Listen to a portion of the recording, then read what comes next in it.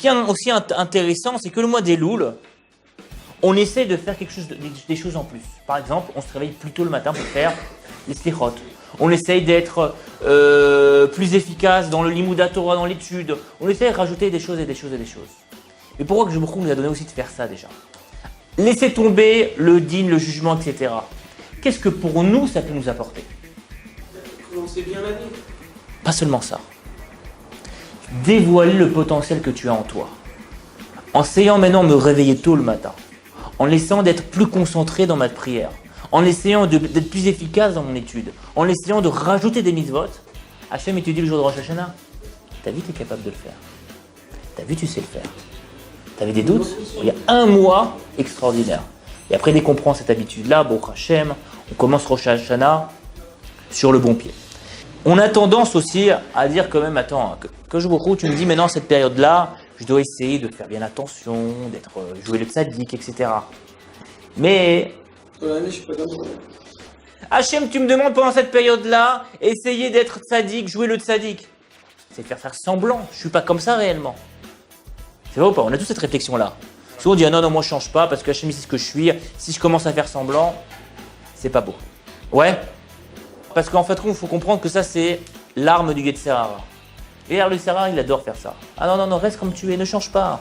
Fais pas semblant. Reste comme tu es. Et là, vous allez passer complètement à côté de ce que je vous veut réellement. Et pour ça, pour illustrer ce que j'ai envie de vous dire, je vais vous raconter une petite parabole.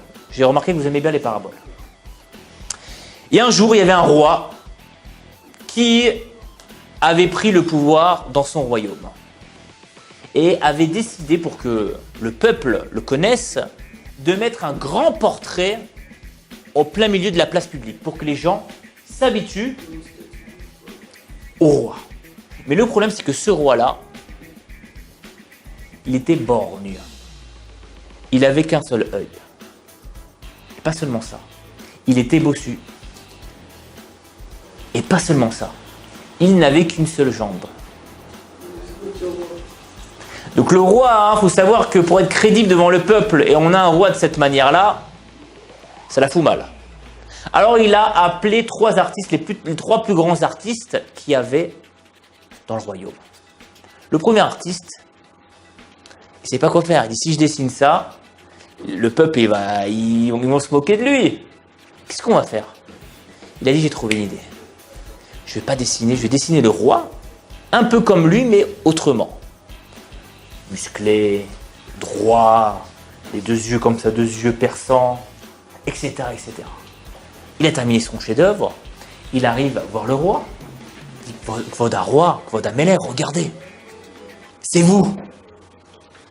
Le roi, il change de couleur, tu moques de moi, c'est moi, allez, hop, il lui coupe la tête. Le deuxième artiste, il dit, ouh là là là là là là là là, si je le dessine comme il est, ça va aller mal. Si je le dessine pas comme il est, voilà qu'est-ce qui lui est arrivé. Bon, en mal à saute, je vais pas faire comme le premier, je vais dessiner comme il est. Qu'est-ce que je peux faire de plus? Il a dessiné comme il est, bossu, borgne, avec une seule jambe. Il fait le dessin, le portrait, etc. Le roi voit le chef-d'œuvre. Je sais pas si on peut appeler ça un chef-d'œuvre. Et qu'est-ce qui se passe? Oh, le roi dit, c'est ça moi, comme ça tu veux que les gens ils se moquent, ils me ridiculisent? Il lui coupe la tête. Troisième personne. Et je pense que c'est un juif.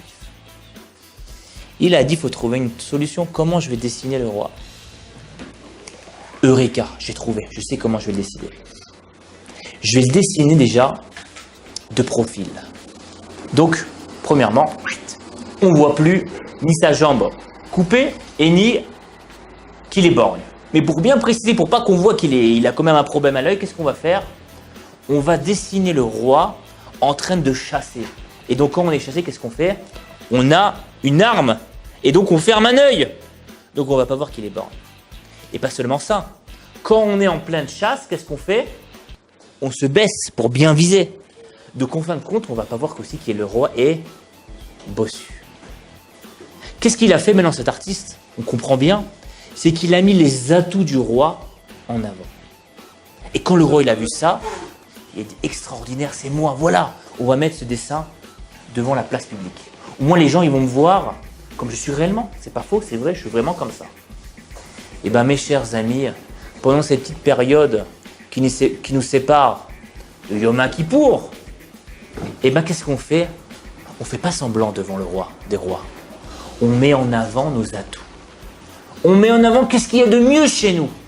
On essaie de montrer à Kadosh Baruch Hu, regarde Hachem, c'est vrai que j'ai des défauts, c'est vrai que je suis borgne, c'est vrai que j'ai une seule jambe, c'est vrai que je vois d'un œil.